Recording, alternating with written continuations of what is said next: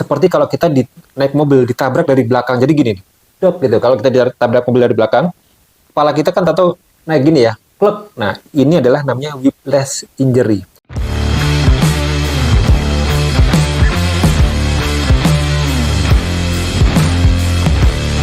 Beberapa hari ini tuh saya dapat kiriman dari beberapa orang link video YouTube yang isinya itu dalam tanda kutip itu konten-konten yang menjelekkan terapi kretek-kretek. Nah, sebetulnya ini bukan kali pertamanya ya. Jadi selama setahun terakhir saya bikin video edukasi tentang terapi kretek-kretek, mungkin setiap minggu itu selalu ada yang ngasih saya link-link seperti ini. Nah, yang belakangan dikasih tuh saya lihat ya, saya buka linknya, ternyata video YouTube yang bikin tuh namanya Pak Arief Setiawan, MCO. Jadi kalau teman-teman belum kenal, Pak Arief Setiawan itu adalah guru besar di bidang pijat di salah satu universitas di Semarang. Nah, di banyak video-video beliau itu yang berkesan itu menjelek-jelekan terapi kretek-kretek. Apalagi kalau kita lihat cuman dari thumbnailnya atau highlight videonya, jadi video-video awalnya. Kenapa? Karena emang di thumbnailnya itu setelah tulisannya gitu ya, itu terkesan sekali bahwa itu bilang bahwa jangan diterapi kretek-kretek karena terapi kretek-kretek itu berbahaya. Ya, tulisannya macam-macam ya, cuman kesannya yang didapat itu seperti itu. Jangan terapi kretek-kretek karena terapi kretek-kretek itu berbahaya. Thumbnailnya seperti itulah kira-kira kesannya. Nah, lalu di video highlightnya biasanya si pasiennya itu, si kliennya itu diwawancarain sambil kelihatan kesakitan, lalu Pak Arief ngasih handuk ke lehernya, waktu itu digini ya, dikeretek gini, lehernya ditarik begini ya, nah gitu. Ini pernah mohon maaf ya, ini seperti ini ya, Iya. gitu ya, Iya. gini, terus Iya. Nah, dari video highlight itu memang sangat terkesan sekali bahwa seperti mau ngasih tahu bahwa jangan diterapi kretek, nanti hasilnya seperti itu. Nah, itu kalau dari highlight videonya. Nah, cuman kalau dari full videonya ya, teman-teman kalau mau lihat full videonya, nanti ada terselip beberapa kalimat yang menyatakan bahwa di terapi kretek-kretek itu nggak apa-apa, asalkan yang menerapi adalah orang yang profesional. Cuman memang ya saya tahu jarang sekali orang yang melihat videonya sampai akhir, dan ketika melihat video sampai akhir pun yang tertancap di kepala kita semua kebanyakan itu adalah video adalah menjelek-jelekan terapi kretek-kretek, dan orang yang takut terapi kretek-kretek akan komen, iya saya jadi mau terapi kretek-kretek jadi takut, untung saya nggak terapi kretek-kretek dan lain sebagainya. Jadi banyak hate comment di situ. Ada yang membela Pak Arief, ada yang mencaci maki juga ada gitu ya. Cuman ya itu namanya itu pun juga wajar karena Pak Arief pun membuat video seperti itu. Beliau juga pasti tahu ini akan menjadi sebuah kontroversi. Nah, perlu diingat juga bahwa Pak Arief Setiawan itu juga adalah salah satu guru saya, guru terapi saya. Jadi saya pernah ikut pelatihannya Pak Arief. Nah, secara pribadi sendiri saya lihat Pak Arief itu juga orangnya baik sekali, orangnya humoris, informatif, edukatif gitu ya. Dan saya pernah ngobrol berdekatan gitu sama Pak Arief. Waktu itu cuma 2 atau 3 orang gitu sama Pak Arief, saya lupa ya, saya ngobrol gitu tentang kretek-kretek juga. Nah, beliau itu juga mengatakan bahwa saya tuh nggak apa-apa orang melakukan terapi kretek-kretek. Cuman kebanyakan terapi kretek-kretek di Indonesia itu dilakukan oleh orang yang tidak profesional, yang belajarnya asal-asalan, yang melakukannya asal-asalan, dan belajarnya full hanya melalui sosmed. Jadi itu sebetulnya yang ditakutkan oleh Pak Arief Setiawan. Cuman mungkin cara penyampaiannya di video-videonya itu salah. Cuma sebenarnya kalau teman-teman ketemu secara langsung, beliau itu orangnya baik sekali. Jadi saya mengatakan ini bukan karena beliau ada guru saya ya, tapi memang itu adalah apa yang saya tangkap langsung ketika saya ketemu Pak Arief Setiawan. Nah, jadi saya review lagi, yang saya kritisi dari video tadi adalah thumbnailnya karena terlalu menjelek-jelekan. Lalu highlight-nya itu juga terlalu menjelek-jelekan terapi kretek-kretek. Padahal terapi kretek-kretek itu dilakukan juga sebetulnya oleh fisioterapis dan dokter, khususnya dokter ortopedi. Walaupun di Indonesia jarang yang melakukan, dokter-dokter jarang melakukan, fisioterapis jarang melakukan. Tapi sebetulnya di mata kuliahnya itu juga ada. Contohnya gini, kalau teman-teman baca dari buku ini ya, terapi manual mobilisasi sendi ini bukunya fisioterapis ya. Di sini dijelaskan kok bahwa terapi kretek-kretek di sini disebutnya adalah terapi HVLA ya. Itu dilakukan juga oleh fisioterapis dan uh, dokter ortopedi. Nah, jadi sebetulnya nggak apa-apa, asalkan dilakukan oleh orang yang profesional. Nah, kalau lihat di banyak videonya Pak Arief, yang selalu dipermasalahkan adalah yang ditarik leher. Jadi kebanyakan itu ya, yang ditarik lehernya. Nah, memang saya lihat tuh beberapa video yang viral ya, itu orang narik lehernya si klien itu seperti orang mau bunuh kliennya, kencengnya luar biasa gitu ya, menghentak gitu ya.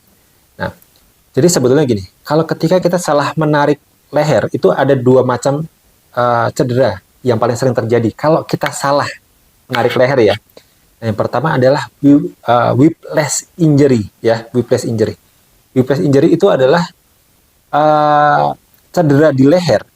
Seperti kalau kita naik mobil ditabrak dari belakang. Jadi gini, dok gitu. Kalau kita ditabrak mobil dari belakang, kepala kita kan tahu naik gini ya, klek. Nah, ini adalah namanya whiplash injury. Nah, itu sebenarnya kesalahannya simpel sekali. Harusnya megangnya adanya di bawah sini. Orang megangnya adanya, megang handuknya ya yang di leher itu harusnya di bawah, cuman dia ngambilnya dari atas. Jadi ketika ditarik, kepalanya begini, klek. Nah, itu jadinya whiplash injury. Nah, itu yang pertama. Nah, lalu yang kedua adalah hangman injury. Hangman injury itu adalah luka leher ketika orang dihukum gantung. Nah, biasanya kalau hukum gantung itu kan orang dijatuhin, lehernya diikat ya. Nah, itu sama juga kalau orang ketika narik leher itu ada gap di lehernya. Jadi yang benar itu ketika kita mau narik leher itu tarikan tuh harus dihabiskan dulu, mentok, baru kita hentak. Jadi jangan longgar kita tarik. Nah, kalau longgar kita tarik, krek. Nah, nanti sini bisa cedera, ya, sini cedera. Itu namanya hangman injury. Nah, itu sebenarnya bisa dihindari dengan cara belajar yang benar, ya, dengan cara ya belajar yang benar. Makanya sebagai bentuk tanggung jawab saya selama 6 bulan terakhir kalau nggak salah, saya itu mencoba membuat sebuah buku yang isinya itu adalah tentang pengalaman saya dan pengetahuan saya, termasuk dari referensi banyak buku ya. Jadi ini adalah buku-buku yang saya pakai untuk referensi buku bone setting HVLA tapi ketek-ketek, supaya teman-teman yang belum berkesempatan untuk belajar pelatihan terapi bone setting HVLA ke saya, itu teman-teman bisa belajar dari buku yang saya tulis.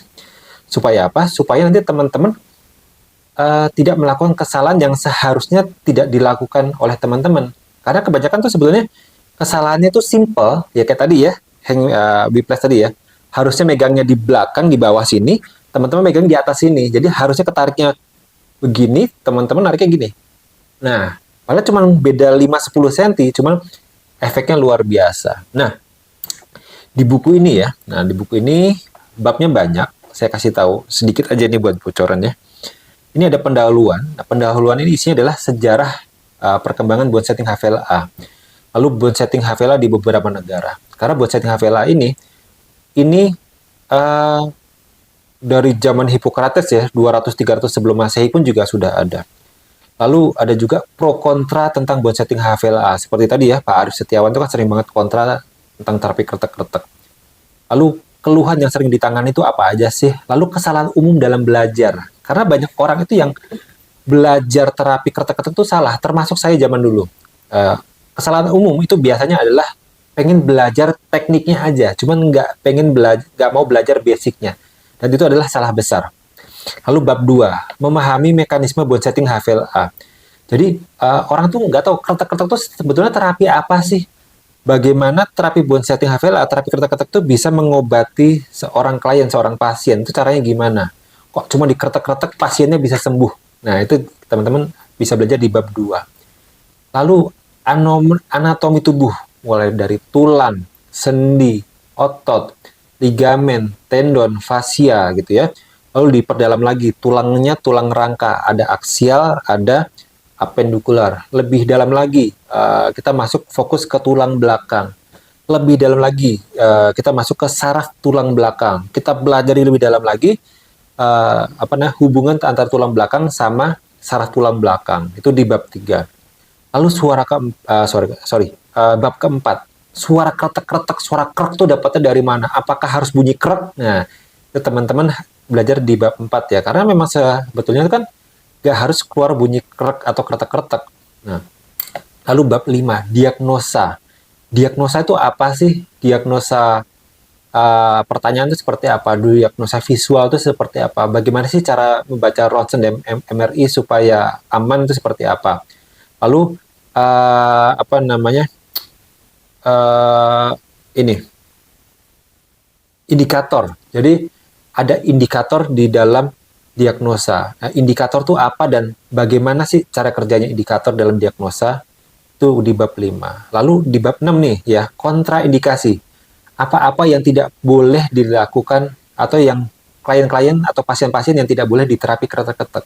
Jadi jangan semuanya diterapi, jangan semuanya diterima. Jadi ada banyak orang gitu ya yang tidak boleh diterapi kretek-kretek. Contohnya nih, saya kasih ya, tulangnya retak atau patah.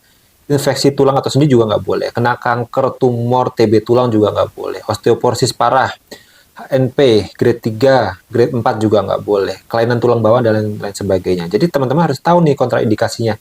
Supaya apa? Supaya aman. Nah, lalu alat terapinya nih, masuk ke bab terapi, bab 7. Alat bantu utamanya apa aja sih yang dibutuhin? Lalu alat bantu tambahannya apa? Lalu bab 8, penggolongan teknik. 4 basic tekniknya, twist, traction, press, dan lift. Lalu ada yang Asian style, American style gitu ya. Lalu American style sama Asian style bagus mana sih? Nah, lalu masuk bab 9, terapi spesifik ya.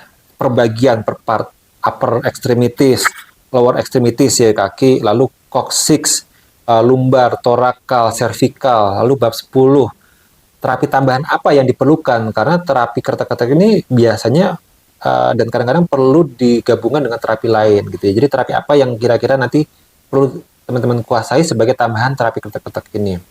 Lalu ada contoh lembar diagnosa dan lain sebagainya. Nah, ini insya Allah nanti akan selesai di akhir bulan Agustus ya. Akan selesai di bulan Agustus. Jadi teman-teman sudah mulai bisa pre-order di awal bulan Agustus. Jadi selesai di bulan Agustus, cuman ordernya bisa mulai di awal bulan Agustus. Nah, teman launchingnya di bulan September. Jadi kalau teman-teman nanti pre-order di bulan Agustus awal, nanti teman-teman akan dapatkan harga khusus. Karena nanti kalau sudah launching di bulan September, harganya nanti sudah beda gitu ya. Jadi, tapi yang jelas saya pengen teman-teman ini bisa terbantu dengan buku yang saya tulis ini. Kenapa? Karena buku ini sengaja saya tulis untuk orang awam, untuk orang-orang yang bukan dari dunia kesehatan khususnya. Yang tidak mengerti bahasa-bahasa kesehatan yang pusing-pusing, yang tidak mengerti dengan istilah-istilah yang jelimet-jelimet. Jadi semuanya saya sederhanakan dari segi bahasanya, dari segi penjelasannya. Nah, ini buku saya khususkan buat teman-teman yang benar-benar serius di dunia terapi kretek-kretek, cuma belum berkesempatan untuk ikut pelatihan saya. Jadi ini insya Allah bisa buat teman-teman belajar ya. Bahkan kalau teman-teman pernah ikut pelatihan di tempat lain, merasa kok materinya kurang matang banget sih, kurang gitu ya. Nah, teman-teman bisa baca buku saya. Insya Allah teman-teman akan terbantu. Nah, nanti di awal Agustus, nanti akan saya jelaskan lagi bab-babnya, supaya nanti teman-teman bisa dapat pandangan nih. Oh, bukunya tuh isinya seperti ini, saya butuh atau enggak. Cuma saya bisa pastikan kalau teman-teman bergelut di bidang terapi kretek-kretek, massage, fisioterapi gitu ya, teman-teman pasti butuh buku ini, karena buku ini sangat gampang dibaca, sangat mudah dimengerti, dan sangat mudah dipraktekkan. Oke, jadi kalau nanti ada yang menjelek-jelekan terapi kretek-kretek lagi, tolong tonton sampai habis dulu.